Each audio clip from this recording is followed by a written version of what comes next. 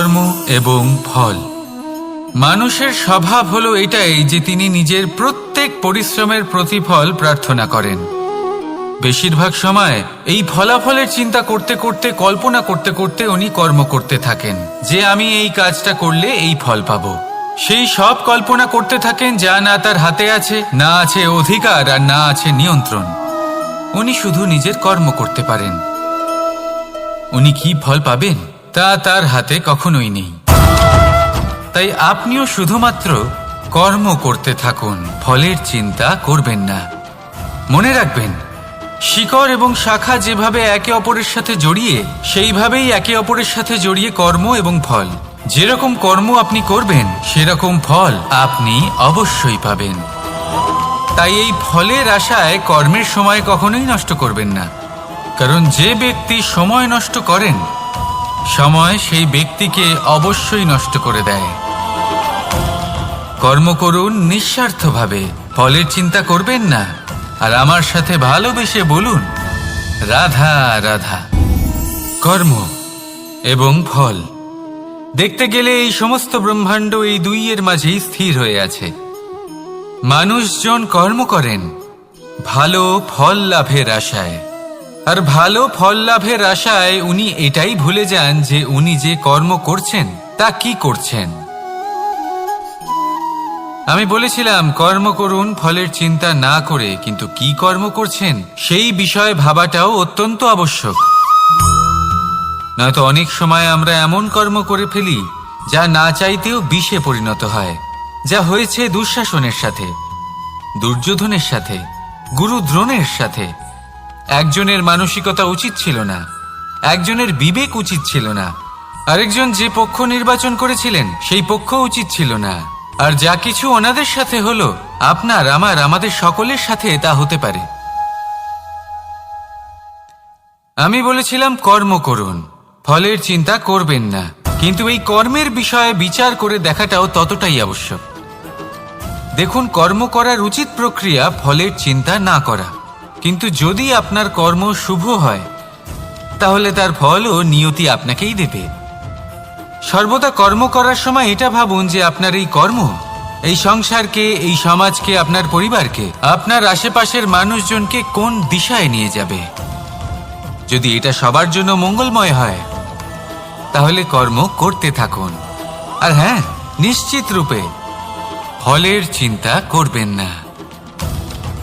আসুন আমার সাথে ভালোবেসে বলুন রাধা রাধা। বটবৃক্ষের বীজ সর্ষের দানার থেকেও ছোট হয়, কিন্তু যখন তা নিজের রূপ ধারণ করে তখন তা বিশাল বৃক্ষের আকার ধারণ করে, যা সহস্র বছর ধরে বেঁচে থাকে, ছায়া প্রদান করে, পাখিদের আশ্রয় প্রদান করে, আর দেয় পথচারীদের বিশ্রাম করার স্থান। কেন? কারণ সেই ছোট বীজ তা মাটির ভেতরে গিয়ে নিজের খোলস ত্যাগ করে। অন্ধকারে থাকে সে, যতই আলো আসুক না কেন, যতই বর্ষা আসুক না কেন, সব সহ্য করে। আর তারপরে একটা চারা গাছ অঙ্কুরিত হয়, তারপর ধীর গতিতে একটা বিশাল বৃক্ষতে পরিণত হয়।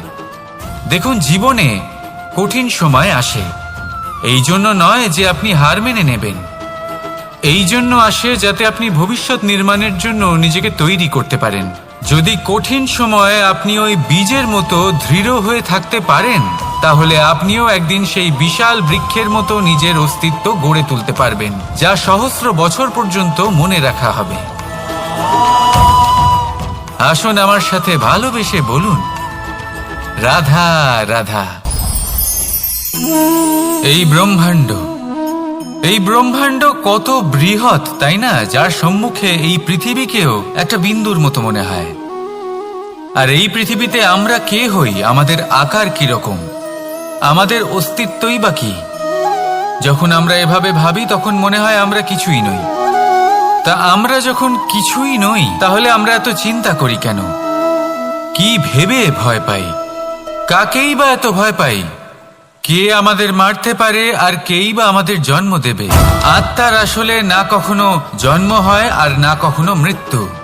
আত্মা শুধুই শরীর বদল করে। আপনি, আমি, আমরা সকলে এই শরীর নয়, আমরা হলাম আত্মা, যা হলো পরম আত্মার পরম অঙ্গ। সেই জন্য মনে রাখবেন, বাইরের কোথাও দেখবেন না, নিজের অন্তরের গভীরে গিয়ে দেখুন, আত্মাকে উপলব্ধি করতে শিখুন। ক্লেশ, ভয়, চিন্তা, এই সব কিছুর থেকে নিজেকে দূরে রাখুন, তাহলেই উপলব্ধি করতে পারবেন পরমাত্মা কে। তাহলে আসুন আমার সাথে ভালোবেসে বলুন, রাধা রাধা। পরিবর্তন এই সংসারের শাশ্বত নিয়ম। কোনো রাজা নেই যিনি চিরকাল রাজা থাকেন, কোনো ধনী ব্যক্তি নেই যিনি চিরকাল ধনী থাকবেন। এই সংসারে সূর্যের স্থান নেওয়ার জন্য চন্দ্রিমার আগমন ঘটে। কোন স্থান যাকে পতিত বলা হয়েছিল সেখানে মহল তৈরি হয়েছে। কোন স্থান যাকে আজ মলিন বলা হয়েছে কাল সেখানে মন্দিরও স্থাপন হতে পারে। কোনো ঋতু চিরকালের জন্য থাকে না, কখনো সময় চিরকাল একরকম থাকে না। আজ যে আপনার কাছে রয়েছে কাল অন্য কারোর ছিল, আজ যে আপনার কাছে রয়েছে কাল তা অন্য কারোর কাছে চলে যাবে। আপনার সাথে কিছু থাকলে তা হলো আপনার কর্ম, কিন্তু সেই কর্মের পরিণামও আপনার নয়। আপনি শুধু কর্ম করুন, বাকি সবকিছুই পরিবর্তনশীল। কিন্তু সেই পরিবর্তনকে দেখে ভয় পাওয়ার প্রয়োজন নেই, তাকে স্বাগত জানান। যদি আপনি হাসি মুখে সেই পরিবর্তনকে স্বাগত জানান, তাহলে এই পরিবর্তনও হাসি মুখে আপনার সাথে থাকবে। আসুন আমার সাথে ভালোবেসে বলুন, রাধা রাধা। সঞ্চয়। মানুষের যখন থেকে বোধ বুদ্ধি হয় সঞ্চয় করতে আরম্ভ করে দেন। সঞ্চয় করতে থাকেন ভোজনের, সঞ্চয় অর্থের, সঞ্চয় শক্তির। নিজের জন্য করেন, নিজের পরিবারের জন্য করেন, নিজের স্ত্রীর জন্য করেন, সন্তানের জন্য করেন, সন্তানের সন্তানের জন্যও সঞ্চয় করেন। সঞ্চয় করার জন্য ওনার কাছে অনেক কারণ রয়েছে, কারণ উনি এটা ভাবেন যে এই সঞ্চিত শক্তির জন্য কেউ ওনার কোনো ক্ষতি করতে পারবে না। মানুষ ভুলে যান একটা গুরুত্বপূর্ণ কথা, এই সত্য, উনি এই সংসারে খালি হাতেই এসেছিলেন, আর এখান থেকে ওনাকে খালি হাতেই যেতে হবে। যা এখানকার তা এখানেই থেকে যাবে। আর যদি কিছু ওনার সাথে যায় তা হলো ওনার কর্ম, আর কিচ্ছু নয়। তাই যদি কিছু অর্জন করতে চান তাহলে শুভ কর্ম অর্জন করুন, আত্মশক্তি অর্জন করুন, কারণ পরলোকে এটাই হবে আপনার সম্পত্তি। তাহলে কি এটা আপনি অর্জন করতে চান না? আসুন আর আমার সাথে ভালোবেসে বলুন, রাধা রাধা। সদিচ্ছা। দেখতে গেলে 3 অক্ষরে তৈরি এই শব্দ, কিন্তু সমস্ত ত্রিলোক তার উপরেই আধারিত। আপনি এই সংসারে এসেছেন, তখন অবশ্যই শ্বাস নেবেন, কিন্তু তার বদলে আপনাকে কিছু তো দিতেই হবে। আপনার উপর নির্ভর করছে আপনি কি দেবেন। কি দেবেন এই সংসারকে, এই সমাজকে, নিজের পরিবারকে, আর তার বদলে কি নেবেন? যশ নাকি অপযশ? দেখুন, এক ছিল রাবণ, যে কিনা সমুদ্র পার করল সীতাকে অপহরণ করার জন্য, আর এক ছিলেন রামচন্দ্র, যিনি সমুদ্র পার করেছিলেন, সেতু বানিয়ে গিয়েছিলেন সীতাকে ফিরিয়ে নিয়ে আসার জন্য। দুজনেই সমুদ্র পার করেছিলেন, শুধু পার্থক্য ছিল সদিচ্ছাকে বোঝার, লক্ষ্যের। অনেক মানুষের যাত্রা একরকম হতেই পারে, কিন্তু আনন্দ তখনই লাভ করবেন যখন লক্ষ্য শুভ হবে, মহান হবে। এই লক্ষ্য দিয়ে এই সংসারের কল্যাণ হবে এবং মানুষের সম্মান হবে। যদি আপনার সংকল্প উচিত হয় তাহলে আপনার লক্ষ্য উচিতই হবে, নয়তো শুধুমাত্র বিনাশ হবে। আর উচিত এটাই হবে যে বিনাশের হাত থেকে যেন নিজেকে বাঁচানো যায়, কি বলেন? তাই জীবনে যে লক্ষ্য স্থির করছেন মনে রাখবেন তা যেন শুভ লক্ষ্য হয়। যদি এরকম হয় তাহলে আপনার যাত্রা, আপনার জীবন দুটোই শুভময় হবে। আসুন আর আমার সাথে ভালোবেসে বলুন, রাধা রাধা। সুরক্ষা। এই সুরক্ষা আসলে কি? এটা কি কোনো কবচ নাকি কোনো সীমা? এই সুরক্ষা আসলে অন্য কিছু। আমাদের মাতা পিতা, আমাদের প্রিয়জন, আমাদের বন্ধু, এই সমাজ, আমাদের শুভাকাঙ্ক্ষী, আমাদের আত্মীয়, এনারা সবাই আমাদের জীবনে কোনো না কোনোভাবে সুরক্ষা দিয়ে থাকেন, একটা কবচ দিয়ে থাকেন কোনো না কোনো রূপে। কিন্তু দেখতে গেলে আমাদের পরাক্রমের পথে আমাদের বীরত্বের পথে, আমাদের সাহসের পথে এই সুরক্ষাই সব থেকে বড় বাধা হয়ে দাঁড়ায়। একবার ভেবে দেখুন, যদি আপনি কোনো সুরক্ষাই না পান, বা যদি আপনি এই সুরক্ষা ভেঙে বাইরে আসতে পারেন, তাহলে আপনার বীরত্ব চরম সীমায় পৌঁছে যায়। কেন? কারণ তখন আপনি জানেন যে এই সংসারের সম্মুখীন আমাদের নিজেদেরই হতে হবে। আপনি বুঝে যান যে শত্রুর সম্মুখীন এবার নিজের বলের দ্বারা, নিজের পরাক্রমের দ্বারা, নিজের সাহসের দ্বারা করতে হবে। আর তখন আমাদের মনের মধ্যে এই শক্তি জাগ্রত হয়। এই শক্তি অন্তরেই বসবাস করে। শুধু এটা চিনে নিতে হবে, একে জাগ্রত করতে হবে। আর এটা সুরক্ষা ভেঙে যাওয়ার পরেই সম্ভব হয়। আর যারা নিজের শক্তি সম্পর্কে জানেন, যিনি নিজেই জানেন তিনি কতটা শক্তিশালী, তিনি নিজেই নিজের সুরক্ষা কবচ চিরকালের মতো ভেঙে ফেলে দেন, ঠিক কর্ণের মতো। আর তারপরে দেখুন, আপনার পরাজয় হোক বা বিজয়ী হোক না কেন, সেটাই অনেক বড় হয়, সেটাই প্রশস্ত হয়ে থাকে। সেই জন্য ত্যাগ করুন নিজের ভয়কে, নিজের আশেপাশের এই সুরক্ষা চক্রকে ভেঙে ফেলুন। আর সম্মুখীন হন এই সংসারের নিজের শত্রুর সম্মুখীন হন। পরাক্রমের এই অঙ্কুর, তা অঙ্কুরিত হওয়ার জন্য বীজের উপরের এই কবচ, এটা ভেঙে যাওয়া অতি আবশ্যক।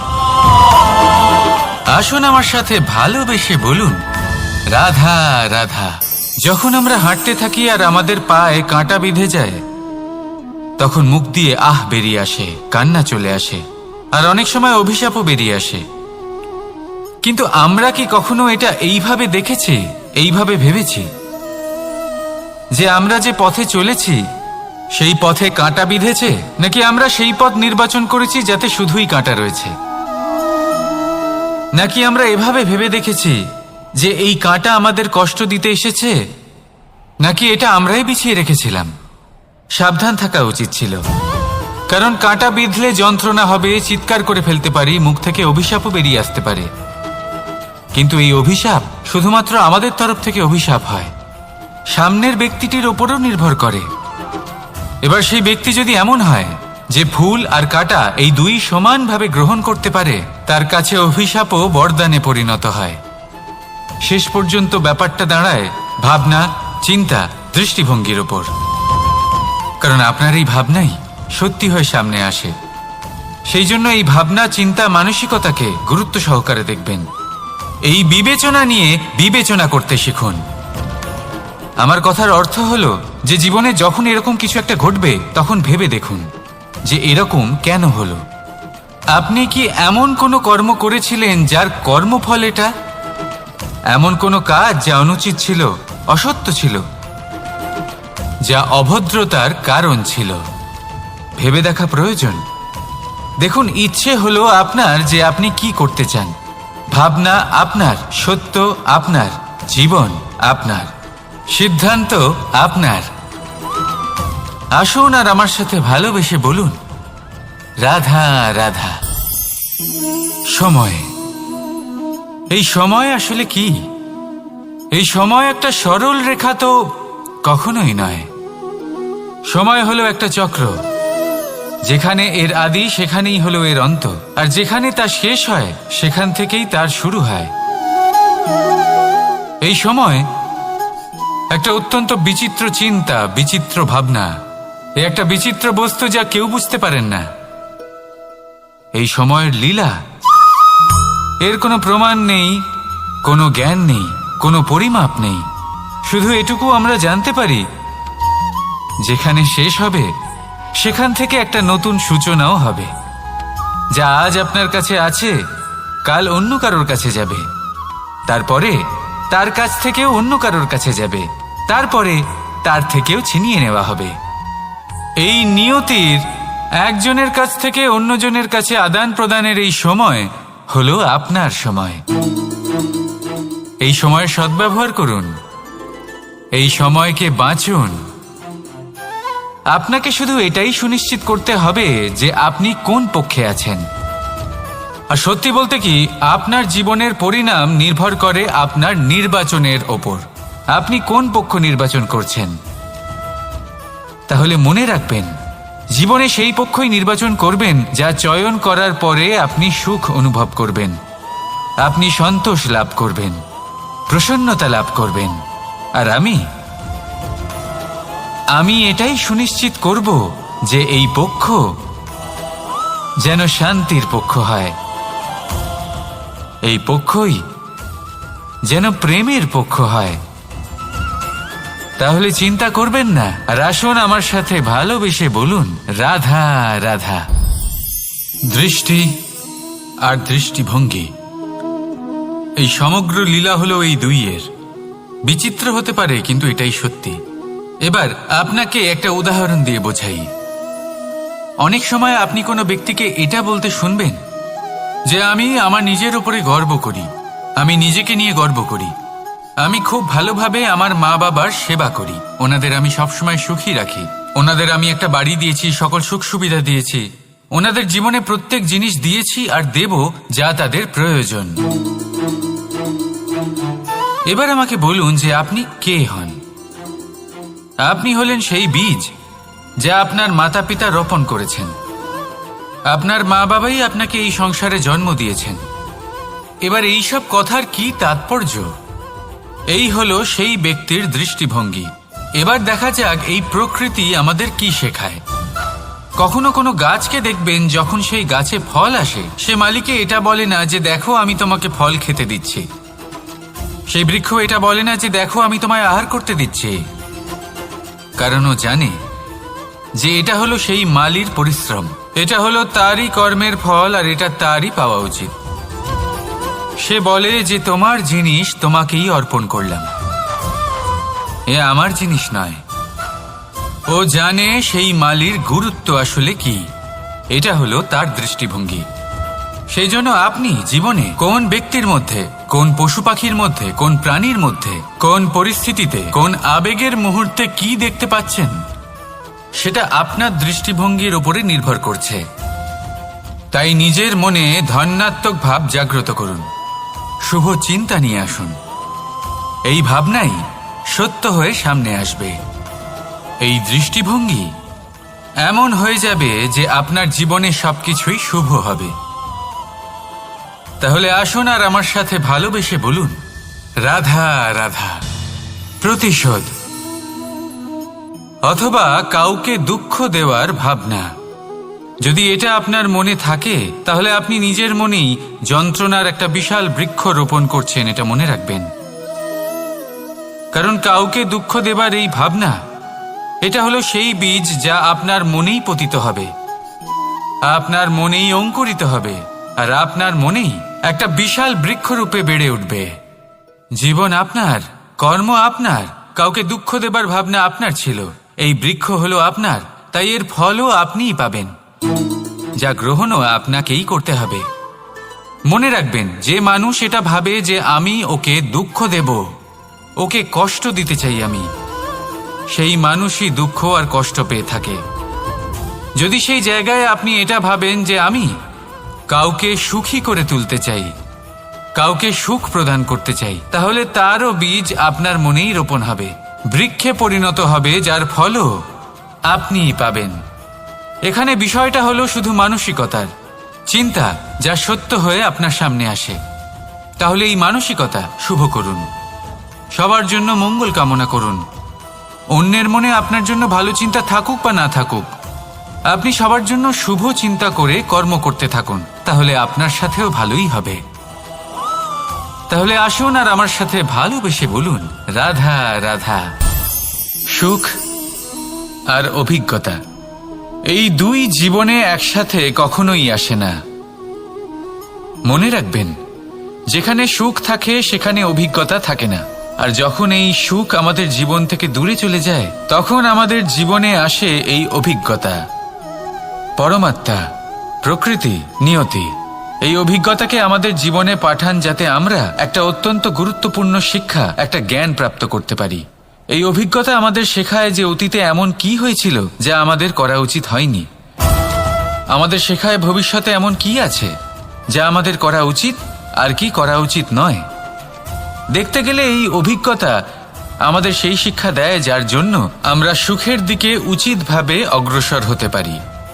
সেই জন্য জীবনে যখনই দুঃখ আসবে, দুঃখের এই সময় আসবে, তখন হতাশ হবেন না। বোঝার চেষ্টা করুন এই পরিস্থিতি কেন এসেছে, কি শিক্ষা দিতে এসেছে। যদি আপনি সেই জ্ঞান লাভ করেন, সুখের পথে অগ্রসর হন, তাও উচিত রূপে, তাহলে এই অভিজ্ঞতার উদ্দেশ্য পূরণ হয়ে যায়। তাহলে আসুন আর আমার সাথে ভালোবেসে বলুন, রাধা রাধা। জীবনে শিখরে পৌঁছানোর জন্য মানুষের কি প্রয়োজন হয়ে থাকে? সিঁড়ির। কিন্তু তাও প্রত্যেক মানুষ, প্রত্যেক ব্যক্তি শিখরে পৌঁছতে পারেন না। এর কারণ কি? কারণ একটা হতে পারে যে মানুষ কল্পনা করতে থাকেন কিন্তু সিঁড়ি খুঁজে পান না। কিছু মানুষ খুঁজে নেন কিন্তু তা পেয়ে এতটাই প্রসন্ন হয়ে যান যে তারপর আর কোনো কর্মই করেন না। খুব সোজা ব্যাপার। অনেক মানুষ সিঁড়ি খুঁজে পান না, আর যদি পেয়েও যান তাও যতক্ষণ না তাতে চড়ছেন সেই শিখরে পৌঁছবেন কি করে? যতক্ষণ না আপনি পরিশ্রম করছেন, যতক্ষণ না সেই সিঁড়িতে আপনি চড়ছেন, যতক্ষণ না ক্লান্ত হচ্ছেন, আপনার পায়ে হাঁটুতে ব্যথা না হচ্ছে, ততক্ষণ এই শিখরে পৌঁছানোর সৌভাগ্য লাভ করতে পারবেন না। তাহলে কল্পনার সাথে কর্ম করুন, পরিকল্পনার সাথে পরিশ্রম করুন, সব কিছু পাবেন। আসুন আমার সাথে ভালোবেসে বলুন, রাধা রাধা। সমস্যা, কঠিন সময়, সংকট, বিপদ কার জীবনে নেই? প্রত্যেকের জীবনে আছে। কিন্তু আমাকে একটা কথা বলুন, যদি নৌকায় ঢেউকে ভয় পেতে শুরু করে তাহলে সাগর পার করবে কে? কখনো কোনো ছোট্ট পিঁপড়েকে দেখেছেন যে আকারে হয়তো ছোট হতে পারে কিন্তু বড় শিক্ষা দিয়ে যায়? কিন্তু আমরা শিখি না। এবার দেখুন একটা পিঁপড়েকে যে ভোজনের খোঁজে বাইরে বের হয়, একটা ছোট্ট দানা তুলে নেয়। ছোট দানা তোলে কারণ তার থেকে বেশি সে তুলতেই পারবে না। সে দানা নিয়ে চলতে শুরু করে, কোনো দেওয়ালে উঠে পড়ে, আবার পড়েও যায়। সেই দানা দূরে কোথাও একটা পড়ে যায়, তা আবার খোঁজে, তুলে নেয়, আবার চলতে থাকে।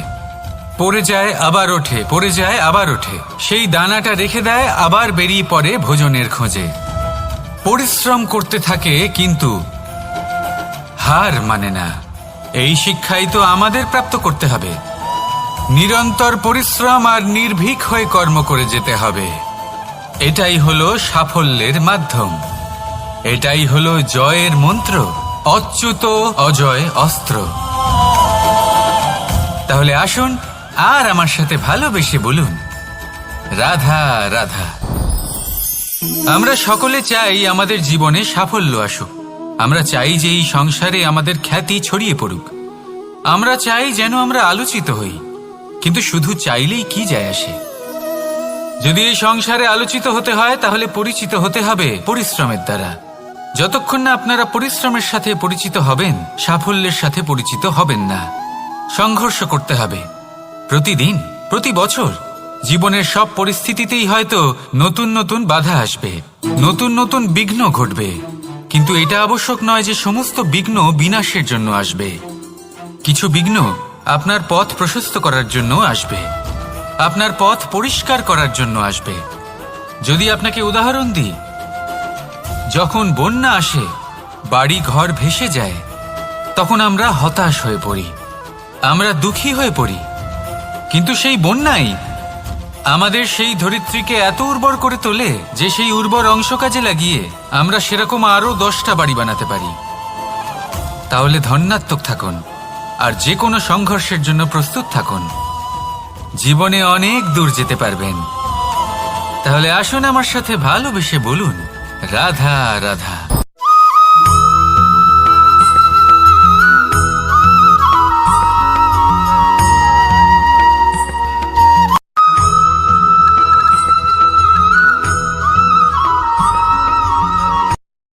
রাত্রে আমরা সুখ নিদ্রা লাভ করি, আমরা স্বপ্ন দেখি, ভবিষ্যতের পরিকল্পনা করি, খুব ভালো লাগে। সকালে যখন চোখ খুলি, নিদ্রা ভঙ্গ হয়, স্বপ্ন সেইখানেই ভেঙে যায়, আর তারপর আমরা আমাদের রোজকার জীবন যাপন করি। স্বপ্ন হয়তো মানুষ রাতের বেলায় দেখেন, কিন্তু সেটাকে সার্থক দিনের বেলাতেই করতে হয়। রাতে মধুর বাতাসের নিচে কোমল শয্যায় শুয়ে মাতার গলায় মিষ্টি গান শুনতে শুনতে নিদ্রায় আচ্ছন্ন হওয়া, স্বপ্ন দেখা, ভবিষ্যতের পরিকল্পনা করা বড়ই সরল। কিন্তু সকালবেলায় সময় মতো উঠে সূর্যের তাপ সহ্য করে, সেই উষ্ণতা সহ্য করে সর্বাঙ্গ ঘেমে গিয়ে নিজের পথ খুঁজে বের করা, সেই পথে অগ্রসর হওয়া, বাধা বিপত্তি এসবের সম্মুখীন হওয়া আর তারপর লক্ষ্য লাভ করা, এগুলো কঠিন কাজ। এ হলো অত্যন্ত কঠিন কাজ। যদি আপনি চান যে স্বপ্ন আপনি দেখেছেন তা সত্যি হোক, তাহলে দিনের বেলায় আপনাকে বেরিয়ে কর্ম করতেই হবে, পরিশ্রম করতেই হবে। মনের এই চক্ষু দিয়ে স্বপ্ন দেখা সম্ভব, কিন্তু যদি আপনি বুঝতে পারেন যে এই স্বপ্নই হলো আপনার লক্ষ্য, তাহলে তাকে সার্থক করতে শুধুমাত্র পরিশ্রম দ্বারাই করতে হবে। তাহলে পরিশ্রম করুন আর আমার সাথে ভালোবেসে বলুন, রাধা রাধা। মানুষের জীবনে তিনটি গুণ অত্যন্ত প্রয়োজনীয়: শ্রদ্ধা, বিনম্রতা, যোগ্যতা। যদি জ্ঞান লাভ করতে চান তাহলে শ্রদ্ধার প্রয়োজন, যদি মান লাভ করতে চান তাহলে স্বভাবে বিনম্র হওয়া প্রয়োজন, আর যদি মনোবাঞ্ছিত স্থান লাভ করতে চান তাহলে যোগ্যতার প্রয়োজন। বিষয়টা সহজ। শ্রদ্ধা আপনাকে জ্ঞান দেবে, নম্রতা আপনাকে মান, আর যোগ্যতা উচিত স্থান দেবে। কিন্তু যদি আপনি এই তিনটি গুণ সম্মিলিত করেন, তাহলে এমন কিছু লাভ করবেন যা এই সব কিছুর থেকে অনেক ঊর্ধ্বে: সম্মান। আর এ হলো সেই সম্মান যা প্রত্যেক মানুষের নিজের জীবনে লাভ করতে চেষ্টা করা উচিত। কারণ এই হলো সেই সম্মান যার কারণে আপনি চলে যাওয়ার পরেও এই সংসার আপনাকে ভালোবাসবে আর মনে রাখবে। আসুন আমার সাথে ভালোবেসে বলুন, রাধা রাধা। আকাঙ্ক্ষা কখন লোভে পরিণত হয়ে যায় তা কেউ বলতে পারে না। এবার তার পরিণাম কি হতে পারে তাও আমরা কেউ জানি না। আজ আমি আপনাকে বলছি, কোনো ব্যক্তি সব থেকে বেশি ক্ষতির সম্মুখীন তখনই হয় যখন সে এটা মনে করে যে সে সব থেকে বেশি সুরক্ষিত স্থানে রয়েছে। সে ভাবে যে সে সেখানে সুরক্ষিত রয়েছে। সে তখন অসাবধান হয়ে পড়ে, আর তখনই তাকে জীবনের সব থেকে বড় ক্ষতির সম্মুখীন হতে হয়। নিঃস্ব হয়ে যাওয়ার পরিস্থিতি কোনো মানুষের জীবনে তখনই আসে যখন তার কাছে প্রচুর সম্পত্তি থাকে এবং সে তার থেকেও অনেক বেশি সম্পত্তি অর্জন করতে চায়। সেই অনেক বেশি সম্পত্তি অর্জন করার চেষ্টায় সে এমন কিছু করে বসে যার ফলে তাকে সমস্ত সম্পত্তি হারাতে হতে পারে। একজন রচনাকার নিজেই নিজের প্রতিভা একদম শেষ করে দিতে পারে যখন সে অনেকগুলো কাজ নিজের কাঁধে নিয়ে নেয়। একটা গুরুত্বপূর্ণ কথা সবসময় মনে রাখবেন, আজ আপনি যেখানেই থাকুন না কেন, যেমনই যে কোনো স্থানেই থাকুন না কেন, এর পেছনে আপনার আকাঙ্ক্ষার একটা বিশাল ভূমিকা রয়েছে। কিন্তু মনে রাখবেন, আপনাকে শিখতে হবে যে কখন আর কিভাবে নিজের উচ্চাকাঙ্ক্ষাগুলিকে লাগাম পরাতে হবে, কারণ এটা অত্যন্ত আবশ্যক। তাই আসুন আর আমার সাথে ভালোবেসে বলুন, রাধা রাধা। অনেক সময় আমরা জীবনে অনেক মানুষকে এমন বলতে শুনে থাকি যে আমি অসফল হয়েছি কারণ আমার সময় ভালো যাচ্ছিল না। আমি এই জিনিসটা লাভ করতে চাইছিলাম কিন্তু করতে পারলাম না কারণ আমার সময়টা ভালো যাচ্ছিল না। আমি আমার জীবনে ওই মহান কাজটা করতে চাইছিলাম কিন্তু করতে পারলাম না। কেন? কারণ আমার সময়টা ভালো যাচ্ছিল না। কিন্তু যে মুহূর্তে ভালো সময় আমার জীবনে আসবে, আমি সব কিছু প্রাপ্ত করব। এমন প্রায় প্রত্যেকেই বলেন। আসুন একটা কথা বোঝা যাক। একজন মালিকে দেখুন, সে প্রত্যেক দিন গাছের সেবা করে, তাকে জল দেয়, তার যত্ন আত্তি করে। কেন? প্রত্যেক দিন সেই গাছ ফল দেয় না, সঠিক সময় এলে তবেই সেই গাছ ফল দেয়, কিন্তু প্রত্যেক দিন মালি তার সেবা করে, তাকে যত্ন করে। শুধুমাত্র তখন করে না যখন সেই গাছ ফল দিতে সক্ষম। আর যদি মালি গাছের যত্ন প্রতিদিন না করে, তাহলে হয়তো সেই গাছ ফল দিতেই পারবে না।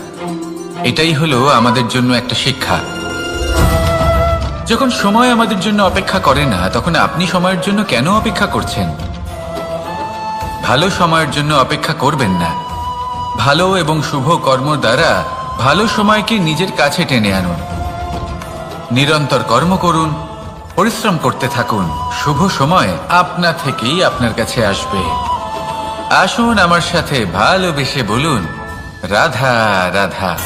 মানুষের এই সংসারে জীবনযাপন করার জন্য কিছু জিনিসের প্রয়োজন পড়ে। এমন কিছু আবেগ, এমন কিছু বস্তু আছে যেগুলো তার প্রয়োজন হয়। কিন্তু সব থেকে বেশি যে জিনিসটা তার প্রয়োজন হয় সেটা হলো সম্মানের। আমাদের ভালো লাগে যখন কেউ আমাদের সম্মান করে। আমরা কাউকে সম্মান করলে তারও সেটা ভালো লাগে। কিন্তু আপনি দেখবেন যে সংসারে বেশিরভাগ মানুষ দুটি মাপদণ্ডের ভিত্তিতে সম্মান করেন। হয় বয়স দেখে করেন বা উপার্জন দেখে, অর্থাৎ সেই ব্যক্তি কতটা উপার্জন করেন। এবার ভেবে দেখুন, এটা আবশ্যক নয় কারোর বয়স যদি বেশি হয় তার বুদ্ধিও ততটাই বেশি হবে। আবশ্যক এটাও নয় যে কোনো ব্যক্তি যদি অত্যন্ত ধনী হন বা তার মনও নির্মল হবে বা তিনি সৎকর্ম করবেন বা এমন কোনো কর্ম করবেন যাতে উনি সম্মান লাভ করতে পারেন। হতে পারে উনি ধনী কিন্তু দুশ্চরিত্র। সেই জন্য বয়স বা উপার্জন দেখে কোনো ব্যক্তিকে সম্মান করবেন না। কর্ম দেখুন। যদি গভীরভাবে ভেবে দেখেন তাহলে দেখবেন যদি কোনো মানুষ কোনো সৎকর্ম করেন তাহলে তার প্রতি হৃদয় থেকে সম্মান জাগ্রত হয়। এটাই হলো সেই সম্মান যা অর্জন করতে হবে। বয়স আজ আছে, কাল আরো বৃদ্ধি পাবে। উপার্জন আজ আছে, কাল সেটা কমে যেতেও পারে। কিন্তু যদি আপনি নিরন্তর শুভকর্ম করতে থাকেন তাহলে আপনি মৃত্যুর পরেও অমর হয়ে থাকবেন। আসুন আমার সাথে ভালোবেসে বলুন, রাধা রাধা। পাপ এবং পুণ্য, এই দুই হলো সংসারের এমন দুই বিন্দু যাকে কেন্দ্র করে এই সংসারের চক্র ঘুরতে থাকে। আমরা যদি কোনো কর্ম বিচার করি হয় পুণ্য নয় পাপের দৃষ্টিভঙ্গি দিয়ে, এটা হয় পুণ্য না হলে পাপ। কিন্তু এই পাপ এবং পুণ্য এই দুই নির্ভর করে প্রত্যেক মানুষের ওপর, তার চিন্তাধারা, তার পরিস্থিতির ওপর। ধরুন এমন একজন মানুষ যিনি অনেক দিন ধরে বনে পথ হারিয়েছেন, অনেক দিন হয়তো উনি কোনো খাবার খাননি। এবার এমন পরিস্থিতি চলে এসছে যে এবার যদি উনি খাবার না খান তাহলে হয়তো জীবিতই থাকবেন না। আর এমন অবস্থায় ওনার সামনে যদি কোনো প্রাণী আসে তাহলে তাকে শিকার করা, এটা কিন্তু তার কাছে পাপ নয়। এটা তো জীবিত থাকার একমাত্র উপায়। এটা তার কাছে পুণ্য সম। আর যদি আমি এমন একজন ব্যক্তির কথা বলি যিনি সরল, যিনি একটি সুখী, শান্ত, সুরক্ষিত জীবনযাপন করছেন, তার কাছে কিন্তু এটা পাপ। এইরকমই এই সংসারে ভিন্ন ভিন্ন পরিভাষা আছে পাপ এবং পুণ্যের। তার মধ্যে যদি আমি আপনাকে একটি সরল পরিভাষা দিই, সেটা হলো জীবনে যখনই কোনো কর্ম করবেন সেটা নিয়ে একটু ভেবে দেখুন যে এই যে কাজটা আমি করছি তার ফলে এই যে অন্য মানুষেরা আছেন এই সংসারে তারা কি দুঃখ পাবেন? যদি তারা দুঃখ পান তাহলে সেটা পাপ। যদি আপনি এমন কোনো কর্ম করেন যার ফলে অন্যরা প্রসন্নতা লাভ করেন, তাদের মুখে হাসি ফুটে ওঠে, যদি তারা প্রেরিত হন, জীবনে সামনে এগোতে পারেন, তাদের বিকাশ হয়, তাহলে এটা হলো পুণ্য। তাই জীবনে সবসময় পুণ্য করতে থাকুন আর আমার সাথে ভালোবেসে বলুন, রাধা রাধা। বনস্পতি ফলনের জন্য আমাদের কিসের প্রয়োজন পড়ে? একটু ধরিত্রীর, একটু পরিশ্রমের আর একটা বীজের। এবার যদি মানুষের কথা বলি তাহলে এখানে ধরিত্রী হলো মানুষের এই জীবন, যেখানে মানুষ নিজের ইচ্ছের ফল ফুল ফলন করতে চায়। পরিশ্রম হলো আমাদের কর্ম, আর বীজ হলো আমাদের নির্বাচন। আমাদের বেছে নিতে হবে যে আমরা কি বপন করব। আম নাকি ফণি মনসা? এর মধ্যে আমরা কি পেতে চাই? রসালো ফলের ফলন চাই নাকি কাঁটার ফলন চাই, তা আমাদের উপর নির্ভরশীল। কিন্তু একটা কথা ঠিক, লক্ষ্য যেমনই হোক না কেন, জীবন যেমনই হোক না কেন, যদি আপনি লক্ষ্যের দিকে এগোতে থাকেন তাহলে কর্মের সাথে খামখেয়ালি আচরণ করতে পারবেন না। যদি আপনি এমন করেন তাহলে এটা আপনাকে একটা অনুচিত লক্ষ্যে পৌঁছে দেবে, সেটা কিন্তু নিশ্চিত। সবসময় এটা মনে রাখবেন, কর্মের সাথে খামখেয়ালি হবেন অর্থাৎ কর্মফলও আপনার সাথে খামখেয়ালি হবে। তাহলে নিষ্ঠার সাথে কর্ম করতে থাকুন আর নিজের লক্ষ্যকে প্রাপ্ত করুন। আর আমার সাথে ভালোবেসে বলুন, রাধা রাধা। অগ্নি চতুর্থ তত্ত্ব, সব থেকে বেশি গুরুত্বপূর্ণ কিন্তু তার থেকেও বেশি ভয়াবহ। কখনো অগ্নিকে নিয়ন্ত্রিত রূপে উনুনে জ্বলতে দেখেছেন? এই অগ্নি আমাদের খাবার বানাতে সাহায্য করে, যা আমাদের শক্তি প্রদান করে। কিন্তু এই অগ্নি যখন বিচলিত হয়ে, অনিয়ন্ত্রিত হয়ে কোনো বনের আগুন হয়ে ওঠে, তখন মহা বিনাশ ঘটে যায়। আপনারই অন্তরের ঊর্জা হলো এই অগ্নি। এটা আপনার শক্তিও, আপনার ক্রোধ। একে ব্যবহার কিভাবে করবেন তা আপনারই হাতে। যদি কোনো ব্যক্তি নিজের অন্তরের এই ঊর্জাকে ব্যবহার করেন শক্তির রূপে, তাহলে সে বিকাশ ঘটাতে পারে, নির্মাণ ঘটাতে পারে। কিন্তু যদি কোনো ব্যক্তি তার অন্তরের ঊর্জাকে বিধ্বংসী অস্ত্র বানিয়ে ফেলেন, তাহলে নিশ্চিত রূপে মহা বিনাশ ঘটতে পারে, যাতে বিনাশ তারও অবশ্যই হবে। অনেক বছর পূর্বে এমনই এক আগুনের দ্বারা এই সুন্দর পৃথিবীর নির্মাণ হয়েছিল। আর অনেক বছর পূর্বে এমন এক আগুনেই সমস্ত জীব এবং সংসার বিলুপ্ত হয়ে গেছিল। এবার আপনি আপনার অন্তরের ঊর্জা দ্বারা বিনাশ ঘটাতে চান নাকি নির্মাণ ঘটাতে চান, সেই সিদ্ধান্ত আপনারই। আসুন আমার সাথে ভালোবেসে বলুন, রাধা রাধা। কখনো কখনো এমন হয়, আমরা আমাদের বাড়ির উঠোনে বীজ বপন করি আর তা বিকশিত হয় একটা সুন্দর বৃক্ষে। তার শাখাগুলি প্রতিবেশীর বাড়ি পর্যন্ত পৌঁছয়। ফলের বর্ষণ প্রতিবেশীর বাড়িতেও হয়ে থাকে।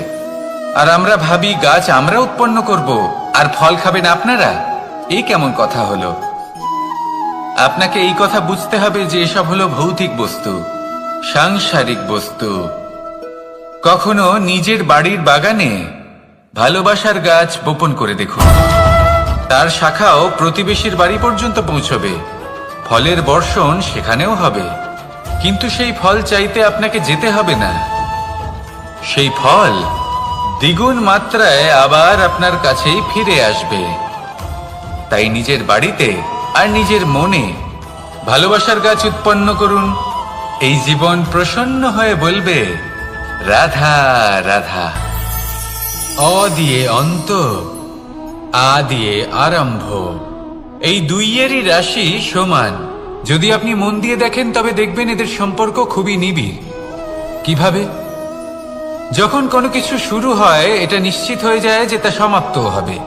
আরম্ভই যদি না হয় তা সমাপ্তও হবে না। যা আরম্ভ হয়েছে তার সমাপ্তি হলো অবশ্যম্ভাবী। এটাই হলো প্রকৃতির নিয়ম, একে এড়ানো যায় না। এবার এই কথা আমরা সকলে জানি। এবার মানুষ কি ভাবে যে সমাপ্তির পরে কি হতে পারে, এর উত্তর তাদের কাছে নেই। তাদের উচিত অন্য কোনো বিষয় ভাবা যা বেশি গুরুত্বপূর্ণ।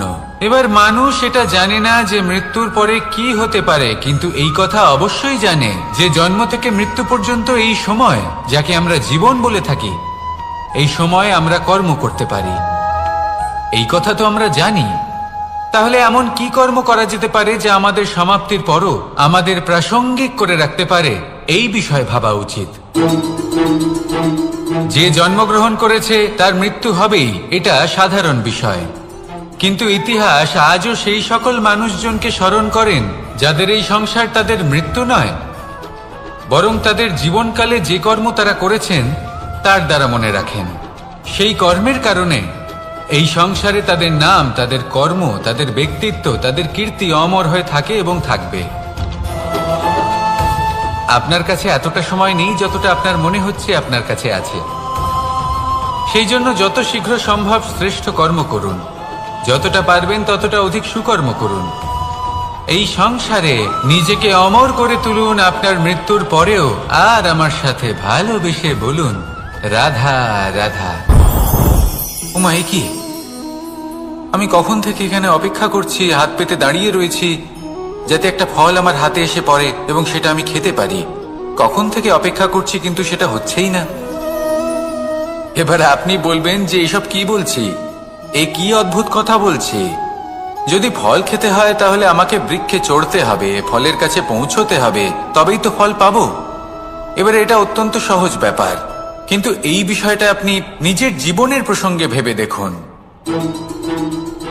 লক্ষ্য কোথায় আছে আপনি জানেন, সেই লক্ষ্যে পৌঁছানোর পথ কি সেটাও আপনি জানেন, সেই পথে চলার ক্ষমতাও আপনার রয়েছে, কিন্তু তাও আপনি নিজের লক্ষ্য লাভ করতে পারছেন না। কেন? কারণ আপনি অপেক্ষা করছেন যে লক্ষ্য আপনার সামনে চলে আসবে, কিন্তু তা হয় না। লক্ষ্য সে যাই হোক না কেন, ধন হোক, প্রেম হোক, কোনো সম্মান হোক বা মোক্ষ হোক, যদি আপনি তার দিকে অগ্রসর না হন তাহলে ফল প্রাপ্তি অসম্ভব ব্যাপার, তা কোনোদিনই হবে না। সেই জন্য আপনার চোখের সামনে আপনি যদি নিজের লক্ষ্যকে দেখতে পান তাহলে উঠুন এবং সেই দিকে অগ্রসর হতে শুরু করুন। নিজের অন্তরের সকল অশুভ গুণ দূর করুন, অলসতা ত্যাগ করুন, অজ্ঞানতা ত্যাগ করে দিন এবং চলতে থাকুন। অবশ্যই মনোবাঞ্ছিত ফল লাভ করতে পারবেন। মনে রাখবেন, চলতে থাকলে তবেই লক্ষ্য প্রাপ্তি হবে। অপেক্ষার দ্বারা শুধুমাত্র মৃত্যু লাভ হবে। আসুন আমার সাথে ভালোবেসে বলুন, রাধা রাধা। পাখি কখন জন্ম নেয়, কখন উড়তে শেখে, কখন বাসা বানাতে শেখে, কখন নিজের মৃত্যু লাভ করে, এসব আমাদের মধ্যে কেউ জানি না। কিন্তু পাখি একটা কথা খুব ভালো করে জানে, যে এই সংসারে ও যা কিছুই করুক না কেন, এই সংসারের ওকে নিয়ে কিচ্ছু যায় আসে না। এবার আমরা কি করি? কোনো কাজ করার আগে আমরা এটা ভাবি যে এই সংসার যদি আমাকে দেখে ফেলে তাহলে কে জানে এই সংসার কি ভাববে, আমার প্রতিচ্ছবি কেমন তৈরি হবে কে জানে, কে জানে কি হবে আদি ইত্যাদি। এই সব ভাবনায় আমরা মগ্ন হয়ে যাই। কিছুটা এমন ভাবে মগ্ন হই যে বর্তমানের কর্মের এই জীবনের যাত্রাপথে সেই সময়ের আনন্দ উপভোগ করতে ভুলে যাই। এবার দেখুন একটা পাখি কি করে, ওর কর্ম হলো গান গেয়ে চলা। ওই পাখি গেয়ে চলে, কেউ ওর গান শুনুক বা না শুনুক, কেউ আদৌ শুনছে কিনা সেই বিষয়টা নিয়ে সেই পাখির কিছুই যায় আসে না। সেই পাখি নিজের কর্ম করতে থাকে। হয়তো সেই জন্যই আপনি কখনো কোনো পাখিকে কাঁদতে দেখবেন না। এরকমই আপনাকে নিজেকে গড়ে তুলতে হবে। প্রথমে নিজেকে জিজ্ঞেস করুন, এই যে কর্ম আমি করতে চলেছি সেটা কি উচিত? যদি আপনার মনে হয় সেটা উচিত তাহলে সেটা প্রমাণ করুন। এটা ভাববেন না যে এই সংসার কি ভাববে। আসুন আর আমার সাথে ভালোবেসে বলুন, রাধা। বনের মধ্যে যদি আপনি কোনো বিষাক্ত সাপ দেখেন তাহলে কি করবেন? আপনি তখনই তার থেকে দূরে পালাতে চেষ্টা করবেন। আর এটা কেন করবেন? নিজের রক্ষার্থে। এই কথা আমি নয় মেনে নিলাম, কিন্তু নিজের জীবনে এটা করেন না কেন? আপনি যেখানেই যান, যে স্থানেই যান না কেন, প্রত্যেক সময়ে প্রত্যেক মুহূর্তে এমন বিষাক্ত সাপ আপনি অবশ্যই খুঁজে পাবেন। আর সেই সাপ নয় যাদের আপনি বনে খুঁজে পাবেন, এরা হলো সেই সাপ যা আপনাকে পাপ করতে বাধ্য করবে। আপনার অন্তরের বাসনা, ক্রোধ, অহংকার, লোভ, ঈর্ষা এদের বৃদ্ধি ঘটাবে। দেখুন, বনের এই সাপ আপনাকে একবার ছেড়ে দিতেও পারে, ছোবল নাও মারতে পারে, কিন্তু এই যে পাপরূপী সাপ আছে তা অবশ্যই ছোবল মারবে। কর্ম যদি করেন তাহলে অবশ্যই ফল পাবেন। সেই জন্য যখনই কোথাও যাবেন, যদি এমন কাউকে দেখেন, যদি এমন কিছু দেখেন যে আপনাকে পাপ করতে বাধ্য করছে, তাহলে সেই মুহূর্তে সেখান থেকে পালিয়ে যান। যেমন বনের সাপ দেখে আপনি পালাতে থাকেন। সৎকর্মের রক্ষা অত্যন্ত আবশ্যক। আসুন আর আমার সাথে ভালোবেসে বলুন, রাধা রাধা। যদি কোনো সিংহ বানরের মতো গাছে চড়তে চেষ্টা করে তাহলে কি হবে? একটা মাছ যদি মাটিতে হাঁটতে চেষ্টা করে তাহলে কি হবে? তারা বিফলই হবে। কিন্তু এরকম কেন হয়? তার কারণ হলো প্রকৃতির রচনা কিছুটা এরকম।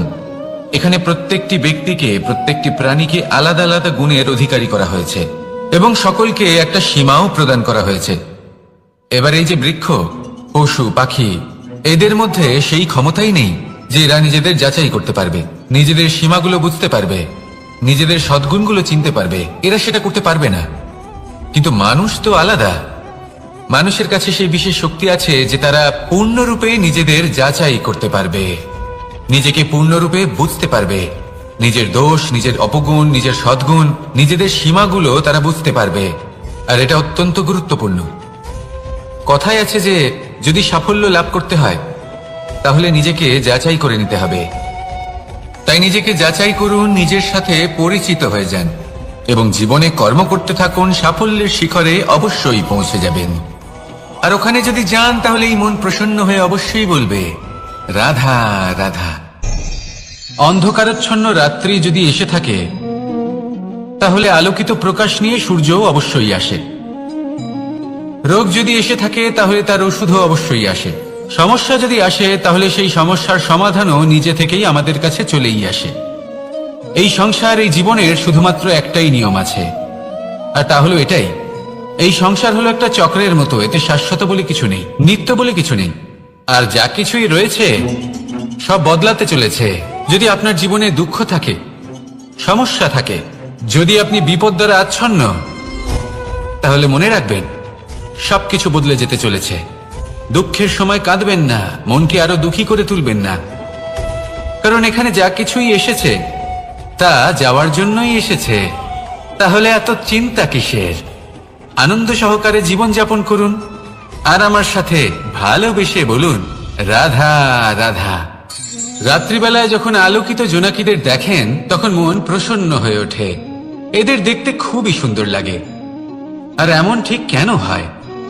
প্রথম হলো এটাই যে রাতের বেলায় চতুর্দিক অন্ধকারাচ্ছন্ন থাকে।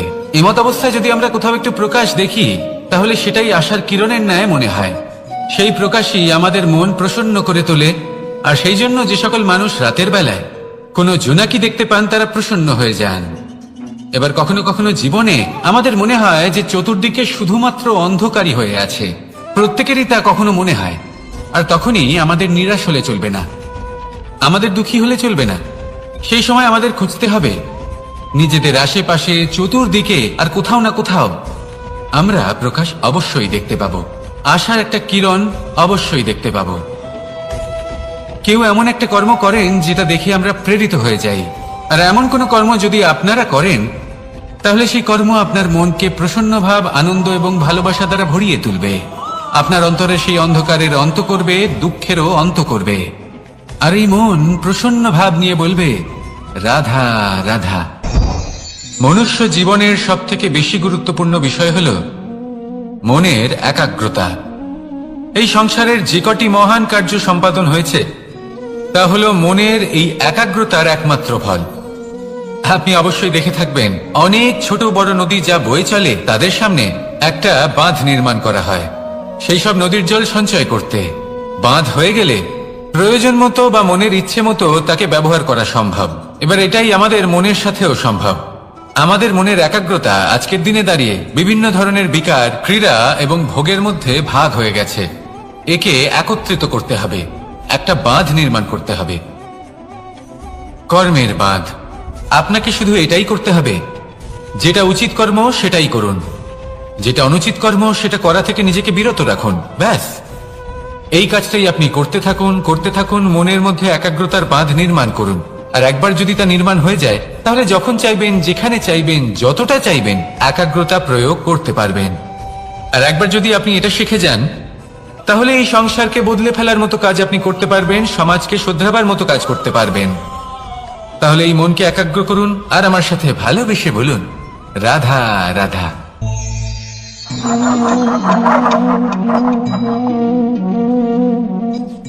কোন ব্যক্তিকে নিশ্চয়ই দেখেছেন যিনি নিজে কাঠ কাটার এই কাজে নিপুণ এবং অভিজ্ঞ। এবার আপনারা দেখবেন যে তার মনোযোগ সমস্ত কাঠের ওপর থাকে না, তার মনোযোগ থাকে শুধুমাত্র একটা কাঠের ছোট্ট একটি অংশের ওপর। যেখান থেকে তার টুকরো করা হচ্ছে। কিন্তু সেটা উনি কেন করেন? যদি এটা উনি না করেন তাহলে সেই কাঠ সঠিক পদ্ধতি এবং তাড়াতাড়ি কাটা যাবে না। জীবনেও তাই হয়ে থাকে। আপনি হয়তো কোনো লক্ষ্য স্থির করেছেন বা পথ নির্বাচন করেছেন বা কাজ স্থির করেছেন যেটা আপনি করেই ছাড়বেন। তাহলে নিজের সম্পূর্ণ মনোযোগ শুধুমাত্র তার উপর কেন্দ্রীভূত করুন। যদি আপনার মন এদিক ওদিক তাকাতে থাকে, অস্থির হয়ে পড়ে, বিচলিত হয়ে পড়ে, যদি তা হয়ে থাকে তাহলে আপনি অবশ্যই অসফল হবেন। তাই কর্মঠ থাকুন, নিরন্তর কর্ম করতে থাকুন এবং পূর্ণ মনোযোগ দিয়ে নিজের কাজ করুন। নিজের পথে অগ্রসর হন বা নিজের লক্ষ্য প্রাপ্ত করতে চেষ্টা করুন। তারপর দেখুন কি হয়, কিভাবে উচিত পথে এবং তীব্র গতিতে আপনার লক্ষ্য আপনার কাছেই পৌঁছে যায়। আর আপনার এই মন প্রসন্ন হয়ে বলে, রাধা রাধা। কখনো কোনো নদীকে দেখেছেন? একই আকার, একই স্থান, শুধু প্রবাহিত হতে থাকে। এর মধ্যে কখনো কোনো অপদ্রব্য ফেলে দেখুন, দেখবেন সেটা বেশিক্ষণ সেখানে থাকে না। সেটা নদীর সাথে বইতে থাকে আর বয়ে যেতে যেতে সাগরে সমাহিত হয়ে যায়, আর শেষ পর্যন্ত সাগর সেটাকে তটে ফেলে দেয়। কিছুটা এমন হওয়া উচিত আমাদের বিচারধারাও। এক স্থানে তা স্থগিত হওয়া উচিত নয়, এটা সবসময় প্রবাহমান হওয়া উচিত। তবেই আমাদের চেতনা, আমাদের মূল্যবোধ এবং আমাদের স্মৃতি, এই তিনটি শ্রেষ্ঠ থাকবে। আর এটাই হলো পুকুর এবং নদীর মধ্যে পার্থক্য। নদীতে জল সবসময় বয়ে চলে, সেই জন্য পবিত্র থাকে, শুদ্ধ থাকে এবং পরিষ্কার থাকে। আর সেখানে এই পুকুরের তলদেশে সব জমা হতে থাকে, আর সেই জন্য তা অপবিত্র হয়ে যায়। তাই সবসময় এই বিচারধারা প্রবাহমান রাখুন। যদি মনে কোনো ভাবনা চলে আসে, সেখানেই থেকে যায় এবং বিদ্যে থাকে, তাহলে তা বের করে দিন, তাকেও বয়ে যেতে দিন, এবং তার যা উত্তর হবে তা সময়ের সাথে আপনার সামনেই চলে আসবে। শুধুই নদীর মতো প্রবাহমান হন আর আমার সাথে ভালোবেসে বলুন, রাধা রাধা। এই সংসারে সাফল্য লাভ করার জন্য জ্ঞানের প্রয়োজন হয়, পরিশ্রমের প্রয়োজন হয়, দৃঢ় নিষ্ঠার প্রয়োজন হয়, নিরন্তর চেষ্টা করা প্রয়োজনীয়। কিন্তু আরো কিছু আছে যা অত্যন্ত প্রয়োজনীয় এবং গুরুত্বপূর্ণ। তা হলো ভালো বন্ধু। তাদের থাকা অত্যন্ত প্রয়োজনীয়। যদি ভালো বন্ধু থাকে তাহলে সময় এলে তারা ঢাল হয়ে আপনাকে সুরক্ষা করবেন। সময় এলে অস্ত্রের মতো শত্রুকে সংহারও করবেন। যদি তিনি জ্ঞানী হন, তাদের মধ্যে সদ্গুণ থাকে, তাহলে এই সব গুণ আপনার মধ্যেও প্রবেশ করবে। তাহলে সাফল্যের জন্য ভালো বন্ধু পাওয়া অত্যন্ত প্রয়োজনীয়। কিন্তু শুধু বন্ধু কেন, ভালো শত্রুও থাকা প্রয়োজনীয়। এবার আপনি ভাববেন, এ আমি কি বললাম? যদি আপনার জীবনেও ভালো অর্থাৎ শক্তিশালী শত্রু থাকে, তাহলে আপনিও শক্তিশালী হতে থাকবেন। এই শত্রু আপনাকে প্রেরিত করবে আরো বেশি শক্তিশালী হয়ে ওঠার। কখনো কোনো হরিণকে দেখুন, তীব্র গতিতে দৌড়তে থাকে। কেন তীব্র গতিতে দৌড়য়? এই কারণে নয় যে কোথাও তার জন্য মধুর ঘাস অপেক্ষা করে রয়েছে, না। সে এই কারণে তীব্র গতিতে দৌড়য় কারণ সেটা না করলে তার পেছনে একটি সিংহ আছে যে ওকে নিজের ভোজন করে ফেলবে। তাই জীবনে বিপদ, সংকট, এই সবকিছুও হলো অত্যন্ত গুরুত্বপূর্ণ। তার সম্মুখীন হতে শিখুন আর আমার সাথে ভালোবেসে বলুন, রাধা রাধা। আমরা সবাই ফল খাই, কিন্তু আমাদের সেই ফলই প্রিয় হয় যে পরিপক্ক হয়ে ওঠে, যেটা নম্র হয়, আর যে ফল অনেক বেশি মিষ্টি আর সুস্বাদু হয়ে থাকে, যাদের রঙে বাহার দেখা যায়। সেইভাবে জীবনে আমরা নানান মানুষের সাথে পরিচিত হই, কিন্তু সেই মানুষই আমাদের মন ছুঁয়ে যায় যারা বিনম্র স্বভাবের, যাদের বাণী খুব মধুর, যাদের অন্তরে আত্মবিশ্বাসের একটা তেজ, একটা রং দেখা যায়। এবার এমন ব্যক্তি আমরা কি করে হব? ঠিক সেইভাবেই যেমন একটা ফল রোদ, বর্ষা, শীত, বায়ু, এই সকল সংকটময় পরিস্থিতির সম্মুখীন হয়ে পরিপক্ক হয়ে ওঠে, সেইভাবেই মানুষ সংকটময় পরিস্থিতির সম্মুখীন হয়ে পরিপক্ক হয়ে ওঠেন। যদি এই সংকটের সম্মুখীন হন তাহলে অভিজ্ঞ হবেন, আর এই অভিজ্ঞতাই শিক্ষা দিয়ে যাবে। এই অভিজ্ঞতা আমাদের শিখিয়ে দেয় যে আমাদের বিনম্র থাকতে হবে। অহংকার করে কোনো লাভ নেই। মধুর বাণীর যে কি মূল্য তা আমরা শিখতে পারি। এই অভিজ্ঞতাই আমাদের বুঝিয়ে দেয় যে উচিত অনুচিত কোনটা আমাদের দৃষ্টিভঙ্গি তৈরি করে, আর এই দৃষ্টিভঙ্গি দ্বারা আত্মবিশ্বাস জাগ্রত হয়। সেই জন্য জীবনে কখনো বিপদ থেকে দূরে পালাবেন না, সেগুলোর সম্মুখীন হন, অভিজ্ঞতা লাভ করুন, তার থেকে শিক্ষা লাভ করুন, এইভাবেই পরিপক্ক হবেন। আসুন আমার সাথে ভালোবেসে বলুন, রাধা রাধা। ধন সঞ্চয় করা সম্ভব, আর সেই জন্য ধন সব থেকে বেশি মূল্যবান সম্পত্তি নয়। এবার আপনি বলবেন, এ আমি কি বলছি? এই ধন খুব মূল্যবান, আমরা সকলে অর্জন করতে ব্যস্ত। সেটা এই কারণে কারণ আপনারা জানেন না এই সংসারের সব থেকে বেশি মূল্যবান সম্পত্তি কি। এ হলো সেই সম্পত্তি যা কখনো সঞ্চয় করা সম্ভব নয়। আপনার কাছে যতই ধন থাকুক তা দিয়ে আপনি স্বাস্থ্য লাভ করতে পারেন, বাড়ি কিনতে পারেন, আদি ইত্যাদি। কিন্তু আপনি যতই ধনী হন না কেন, ফেলে আসা দিনের একটা মুহূর্ত আপনি লাভ করতে পারবেন না। এই একটা মুহূর্ত, এই সময়, এটাই হলো সংসারের সব থেকে মূল্যবান সম্পত্তি। একবার চলে গেলে তা কখনোই ফিরে আসে না। আর এই মুহূর্ত যতই চলে যাক না কেন, আমরা স্মৃতির মাধ্যমে সেগুলি যাপন করতে পারি, তার আনন্দ উপভোগ করতে পারি। আর যার সাথে আমরা সময় অতিবাহিত করেছি তার স্মৃতিতে আমরা চিরকাল জীবিত থাকতে পারি। সেই জন্য সময় সব থেকে মূল্যবান সম্পত্তি, তাকে এইভাবে নষ্ট করবেন না। প্রত্যেকটা মুহূর্ত উপভোগ করুন, আনন্দ করুন, আর ভালোবেসে বলুন রাধা রাধা। কনক, কি সুন্দর একটা শব্দ। এর অনেকগুলো রূপ রয়েছে, অনেকগুলো অর্থও রয়েছে। প্রথম অর্থ হলো স্বর্ণ, অর্থাৎ সম্পত্তি। দ্বিতীয় অর্থ ধুতুরা, অর্থাৎ গাছের ছোট একটা বীজ, যা কিনা অত্যন্ত শক্তিশালী হয়। যদি বেশি মাত্রায় এর প্রয়োগ করা হয় তাহলে এটা বিষময় হয়ে উঠতে পারে। এই হলো সেই ধুতুরা যার প্রয়োগ মহাদেবের পুজোতে করা হয়। এবার প্রশ্ন হলো এটাই যে এই স্বর্ণ এবং এই ধুতুরার মধ্যে মিল কি রয়েছে। মিল হলো এটাই যে এই দুটোই মানুষকে মত্ত করে তোলে। ধুতুরা মানুষকে তখন মত্ত করে যখন তাকে সেবন করা হয়, কিন্তু স্বর্ণ, ধন, সম্পত্তি, মানুষ সেটা যতটাই অর্জন করে নেয় সেটাই যথেষ্ট। এই স্বর্ণ মানুষের ভাবনা চিন্তা করার ক্ষমতাকে বশ করে ফেলে। মানুষ সম্পত্তির লোভে মত্ত হয়ে ওঠে, কারণ যে যত চমৎকারী, যতটা অমূল্য হয় তাকে সামলানো কিন্তু ততটাই কঠিন, তাই না? তাই মনে রাখবেন, ধন, স্বর্ণ, সম্পত্তি এগুলো ধুতুরার থেকেও অনেক বেশি বিষাক্ত হতে পারে। তাই এর উপর আত্মসংযমের একটা কবচ পরিয়ে রাখবেন এবং বিবেকের শক্তির সাথে এগুলো প্রয়োগ করুন, তবেই কল্যাণ হবে। আসুন আমার সাথে ভালোবেসে বলুন রাধা রাধা। আমার কাছে যশোদা মা যেমন, আমার কাছে দেবকী মা যেমন, আমার কাছে ঠিক তেমনই হলেন গোমাতা। এবার ভেবে দেখার বিষয় হলো এটা যে এই সংসারে অসংখ্য প্রাণী আছে, একজন গাইকে একজন মায়ের মর্যাদা কেন দেওয়া হয়? তাহলে এর অনেকগুলো কারণ আছে।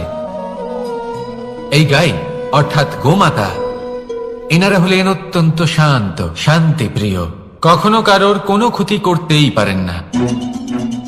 গোমাতা যে দুধ নিজের বাছুরকে পান করান সেই দুধই আমাদেরও দেন। সেই দুধ পান করে আমরা শক্তি লাভ করি।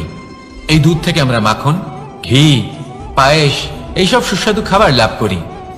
গোমাতার গোবর আমাদের জ্বালানি হিসেবে সাহায্য করে, যার ফলে খুব কম সংখ্যক কাঠ ব্যবহার করা যায় এবং বেশিরভাগ জঙ্গল সুরক্ষিত থাকে।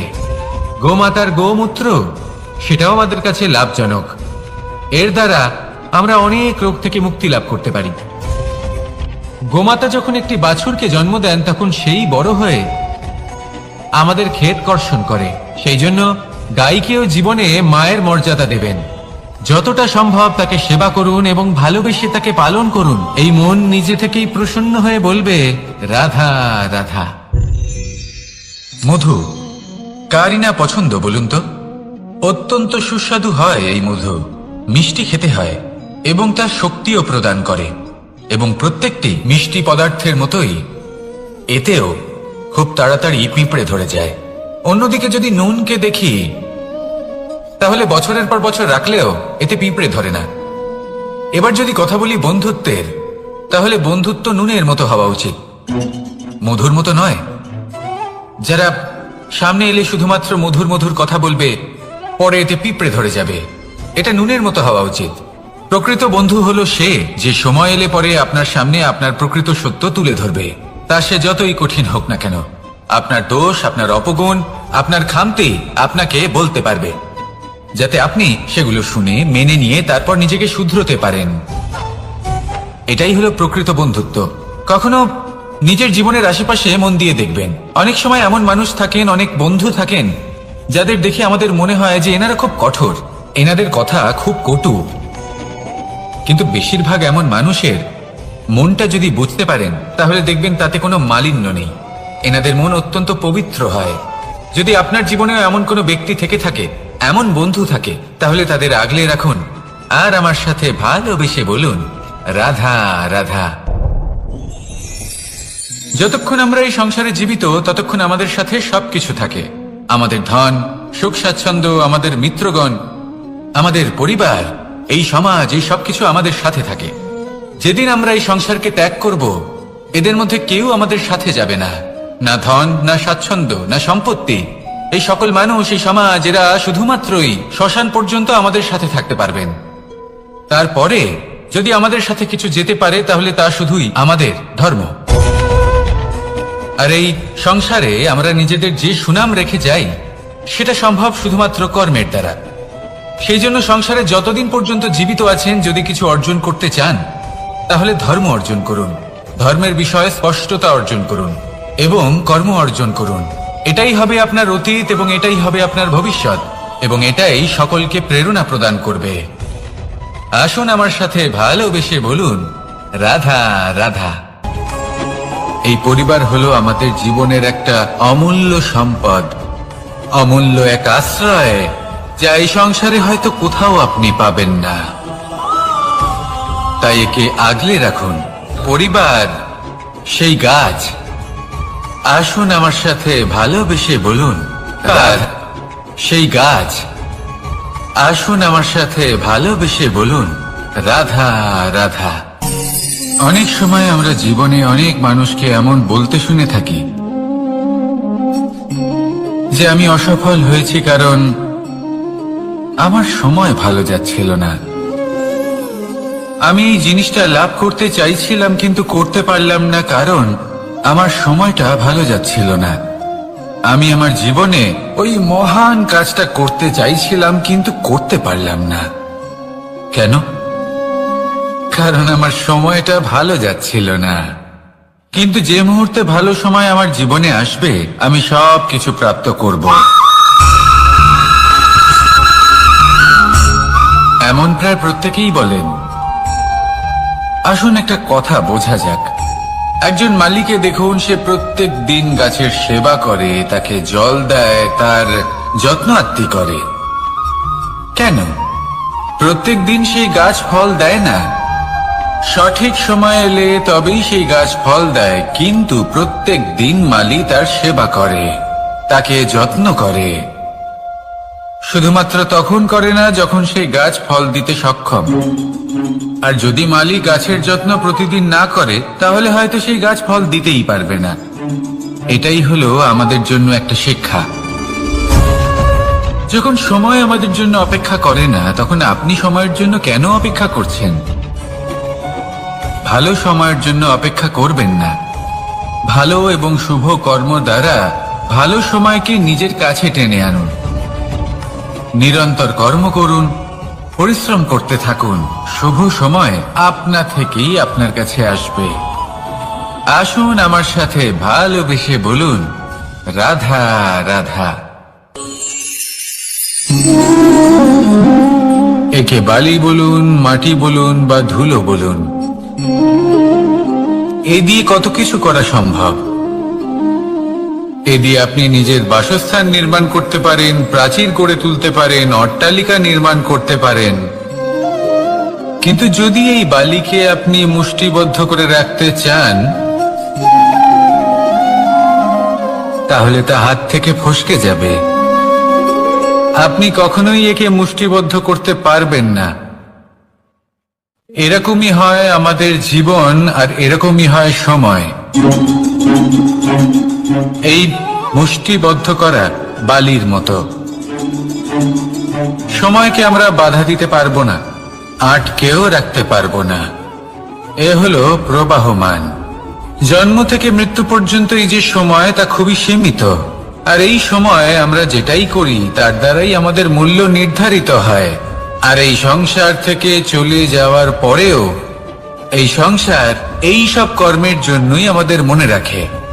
তাই যদি আপনি এটা ভাবেন যে আজ যে কর্ম করার ছিল আমি না হয় কাল করে নেব, কাল আমার লক্ষ্যে পৌঁছানোর কথা ছিল, আমি পরশু পৌঁছবো না। এই সময় খুব মূল্যবান, একে নষ্ট করবেন না। এই সময়কে সদ্ব্যবহার করুন, মহান হবার পথে অগ্রসর হন। একে যদি মুষ্টিবদ্ধ করে রাখার চেষ্টা করেন, এই সময় থেমে থাকবে না। আসুন আমার সাথে ভালোবেসে বলুন, রাধা রাধা। আমাদের মনে যখন কোনো প্রশ্ন ওঠে, কোনো দ্বন্দ্ব জাগে, তখন আমরা যাই আমাদের গুরুর কাছে, আমাদের আরাধ্যের কাছে গিয়ে জিজ্ঞেস করি। এইভাবেই একদিন আমি পৌঁছলাম আমার আরাধ্যের কাছে, আমার মহাদেবের কাছে, আর ওনাকে প্রশ্ন করলাম যে মহাদেব, জীবনে আনন্দ পাওয়ার, উৎসব পালনের, প্রেম ভাগ করে নেবার, জীবনকে উপভোগ করে নেওয়ার সর্বশ্রেষ্ঠ সময় কোনটা?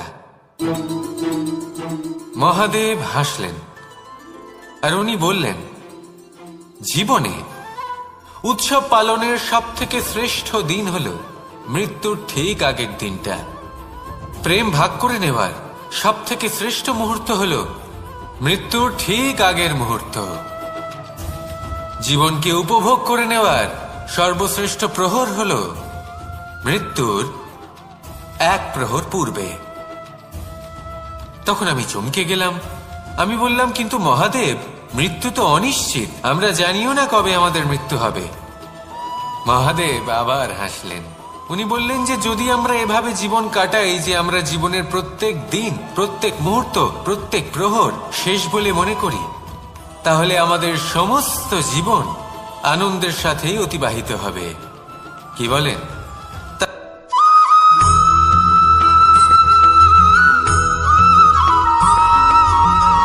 এই সংসারে কোনো বস্তু হোক বা ব্যক্তি হোক, তার একার গুরুত্ব কিন্তু খুব বেশি নয়। একটা উদাহরণ হিসেবে বৃষ্টির ফোঁটাকে ভেবে দেখুন। যদি একটি বৃষ্টির ফোঁটা হয় তাহলে তার খুব বেশি গুরুত্ব থাকে না, কিন্তু যখন সহস্র বৃষ্টির ফোঁটা মেঘের মধ্যে দিয়ে ঝরে পড়ে, তখন সেটা বর্ষার রূপ ধারণ করে। সেই বর্ষা যা এই প্রকৃতিকে শান্ত করে। সেইভাবেই পাথরের ছোট টুকরো, তার খুব বেশি গুরুত্ব থাকে না, কিন্তু যখন অসংখ্য পাথরের টুকরো একত্রিত হয় তখন তা পর্বতের আকার ধারণ করে। সেইভাবেই কিছু মানুষ যখন একত্রিত হন তখন তৈরি হয় পরিবার, কিছু পরিবার যখন একত্রিত হয় তখন তৈরি হয় সমাজ, যখন অনেক সংখ্যক সমাজ একত্রিত হয় তখন তৈরি হয় রাজ্য। এবার এই রাজ্যের সব থেকে গুরুত্বপূর্ণ ব্যক্তি হতে পারেন রাজা, কিন্তু তাও সেই রাজা একা কিছু করতে পারেন না। যুদ্ধ লড়ার সময় তারও নিজের সৈন্যদলকে প্রয়োজন পড়ে।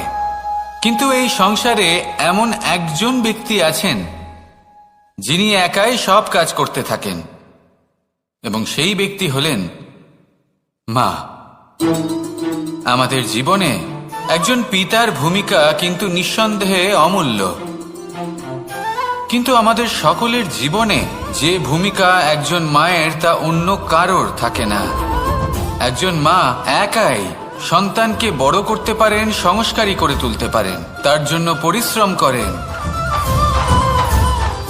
আর এত কিছু কাজ করার পরেও তার কাজের জন্য তিনি প্রশংসা অবশ্য পান না।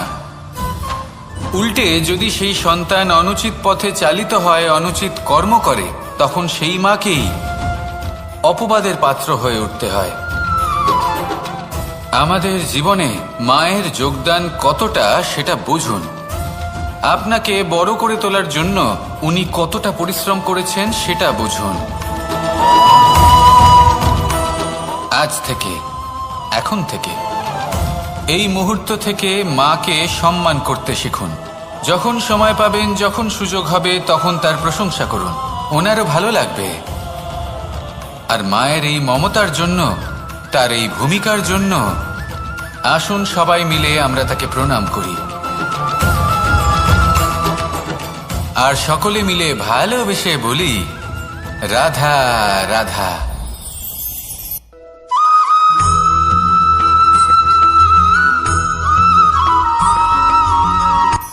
এই সংসারে সাফল্য লাভ করার জন্য জ্ঞানের প্রয়োজন হয়, পরিশ্রমের প্রয়োজন হয়, দৃঢ় নিষ্ঠার প্রয়োজন হয়, নিরন্তর চেষ্টা করা প্রয়োজনীয়। কিন্তু আরো কিছু আছে যা অত্যন্ত প্রয়োজনীয়